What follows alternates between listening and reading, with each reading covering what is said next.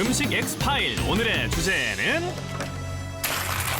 돈은 얼마든지 드릴 테니 물건만 맞춰주시. 조선시대엔 어마어마하게 고가였던 이것. 한국의 전통이 담긴 오방색을 보면 떠오르는 이것. 뭔지 아시겠나요? 네, 오늘의 주인공은 바로 비빔밥.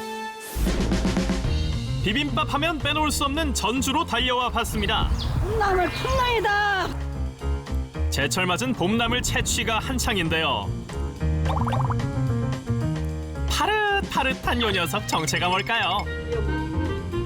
지금 뭐 캐고 계신 거예요? 이거는 이건 망초대. 망초대인데 네. 삶아서 좀 무쳐서 맛있어.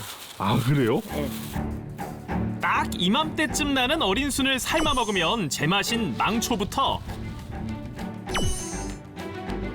이름도 유별난 가세쓴바귀와 꼬리뱅이 그리고 모시풀까지 그야말로 봄나물 천국.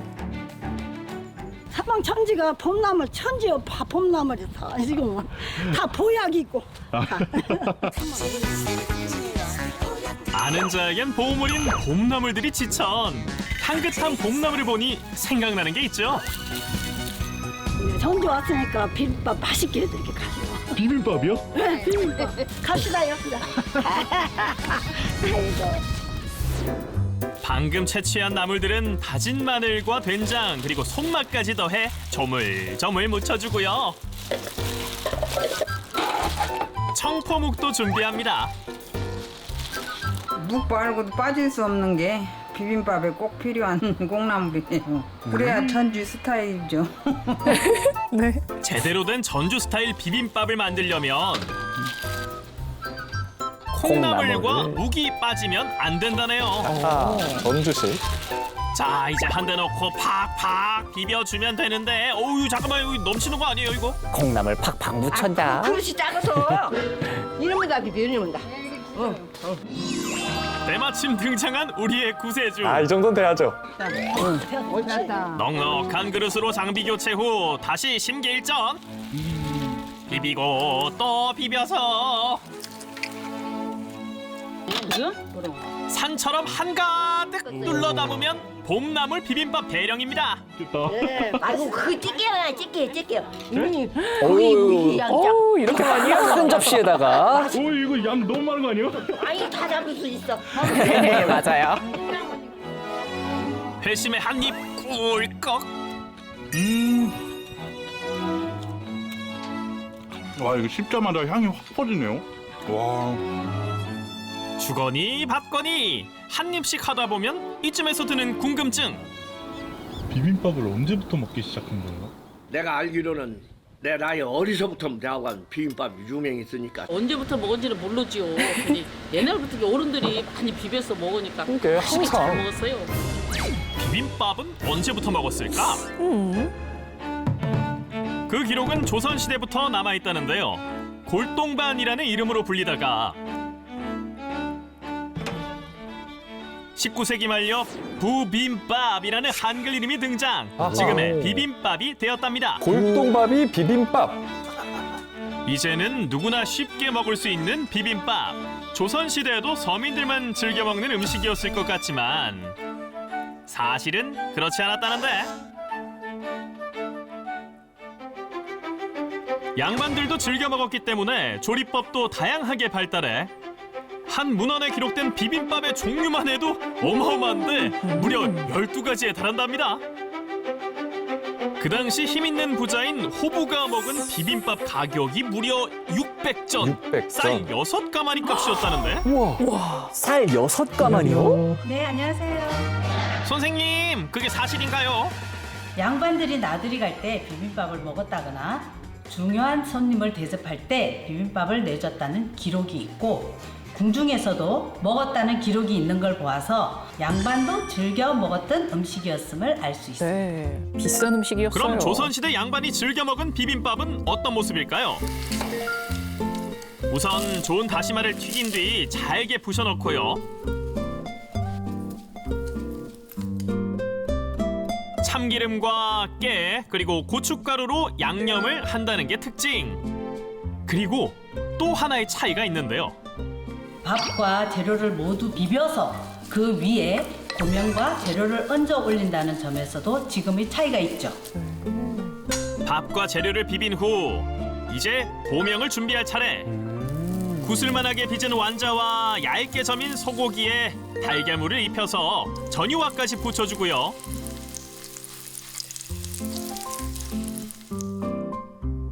이걸 비벼둔 밥 위에 곱게 올려주면 양반의 입맛까지 사로잡았던 조선시대 비빔밥 완성! 감사하네요. 요 한 그릇에 숨겨진 비밀이 있다는데요. 바로 음양오행에 따른 오방색을 모두 갖췄다는 것. 황색은 흙, 백색은 금, 청색은 나무, 적색은 불, 그리고 흑색은 물을 뜻한다는데 조선의 궁중 요리들은 이렇게 오방색을 갖춘 음식을 주로 올렸답니다. 음식 하나에도. 김밥 나왔습니다. 비빔밥 하면 빼놓을 수 없는 게 있죠. 바로 이 고추장인데요. 그렇죠, 그렇죠. 조선의 최장수왕 영조는 고추장 사랑이 각별했다고 알려져 있는데 영조가 먹었던 고추장은 지금과 다르다는 사실 알고 계신가요? 우선 풀에 고춧가루와 메주가루 그리고 단맛이 나는 장을 넣은 뒤 잘 섞어주고요. 여기서 집중! 조선시대 고추장에는 요 해물 삼총사가 꼭 필요하답니다. 전복과 대하, 홍합 등의 어패류를 넣어서 삭혀서 먹어서 마치 장보다는 조림이나 젓갈 같은 느낌을 줍니다. 어슷하게 썬 해물들까지 넣고 숙성해주면 영조가 사랑한 고추장 완성입니다. 비빔밥이랑 육회 비빔밥 나왔습니다. 비빔밥은 재료만큼이나 담는 그릇도 다양한데요. 맞아요. 조선 양반들도 즐겨 사용했던 놋그릇부터 지글지글 끓는 맛이 일품인 돌솥, 편리한 스테인리스 양푼까지 어느 그릇에 먹어야 가장 맛있을까 이거 실험해봤습니다. 신기한데요. 다 맛있죠 뭐. 같은 방식으로 조리한 비빔밥을 각 그릇에 담아준 뒤 6명의 시민 평가단을 모셔서 심사를 부탁했는데요. 그릇에 따라 차이가 있어요? 일단 뜨끈뜨끈한 건 돌솥일 것 같은데. 시민 여러분, 뭐가 제일 맛있으셨나요? 1번이요? 1번은 야채가 살아있어서 되게 맛있었거든요. 저는 1번이요. 1번이 밥이랑 야채들도 잘 어우러져서 씹는 식감이 제일 좋았던 것 같아요. 놀랍게도 만장일치 우와, 녹그릇을 선택. 진짜요? 그래요. 확연히 차이가 있나 봐요. 왜 녹그릇에 먹는 비빔밥이 가장 맛있을까요? 비빔밥에 자주 쓰이는 채소에는 비타민C 같은 열에 약한 수용성 영양소가 많아 조리 온도와 그릇의 선택이 중요합니다. 스테인리스 양푼은 금세 식어 온도 유지와 영양소 보존이 어렵고 돌솥은 너무 높은 온도가 오래 유지돼 채소가 지나치게 익거나 영양소가 일부 파괴될 수 있습니다. 반면에 놋그릇은 약 60 내지 70도씨의 따뜻한 온도를 오래 유지해 채소의 아삭한 식감 및 재료 본연의 맛과 영양을 잘 지켜줍니다. 그래서 그릇별 음식의 온도 유지성을 10분간 방치 후 확인해봤습니다. 스테인리스 양푼은 온도가 급격하게 떨어졌고 돌솥은 온도가 지나치게 높은 반면 녹그릇은 비빔밥의 최적 온도를 오래 유지했습니다. 비빔밥에 딱 맞는. 재료도 그릇도 다양한 비빔밥, 지역별로 특색도 다르다는데요. 한국의 3대 비빔밥 중 가장 역사가 길다는 이것, 진주 화반입니다. 고려의 무신 강민첨 장군의 제사인 생고기가 올랐다는데 제사 후 남은 고기와 밥을 비벼 먹은 데서 유래했답니다. 안녕하세요. 네, 안녕하세요. 진주 화반 바로 만나보겠습니다. 진주 비빔밥은요, 그 모양과 담음새가 마치 꽃과 같다고 해서 진주 화반, 즉 꽃밥이라고 불리는데요. 전통적인 진주 화반은요, 고명만 무려 18가지가 들어갈 정도로 아주 정성이 담긴 음식이라고 볼 수 있습니다. 우선 형형색색의 고명들을 밥 위에 가지런히 올려준 뒤 진주 비빔밥엔 빠지지 않는 이것, 육회를 조물조물 양념해주고요. 정가운데 살포시 올려주면 꽃처럼 고운 진주 화반 완성입니다. 비빔밥 하면 요 전주 비빔밥을 빼놓을 수 없죠. 그런데 전주 비빔밥이 비빔밥의 대명사가 된 이유가 있다네요. 그러게요. 전주 비빔밥이 전국적으로 유명해지게 된 데는 매출 상승을 위한 백화점의 마케팅 전략이 큰 역할을 했는데요. 1960년대까지는 전주 지역 안에서 특히 전주 남부시장을 중심으로 유명세를 얻었던 비빔밥이 1970년대 서울 한 백화점에서 열린 팔도 민속전에서 전주 지역 명물로 소개되면서 서울로 진출하게 되었습니다. 이후 전국적으로 유명해지게 된 거죠. 아, 그래서 비빔밥 하면 전주가. 안동의 헛제사밥에도 재밌는 유래가 있다는데요. 늦은 밤까지 글을 읽느라 출출해진 유생들이 하인들에게 제사를 지내야 한다고 장난을 치곤 제사밥을 먹은 데서 유래했다는 설이 있답니다. 제사밥에서 유래했기 때문에 탕국을 곁들인다는 게 특징.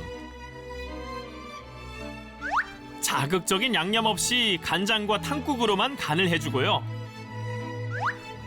밥알 사이사이 스며들게 골고루 비벼주면 유생들의 배를 채워줬던 헛제사밥 완성입니다. 알고 먹으면 더 맛있다. 음식 엑스파일 오늘의 주인공은 오방색을 품은 전통 음식 비빔밥이었습니다.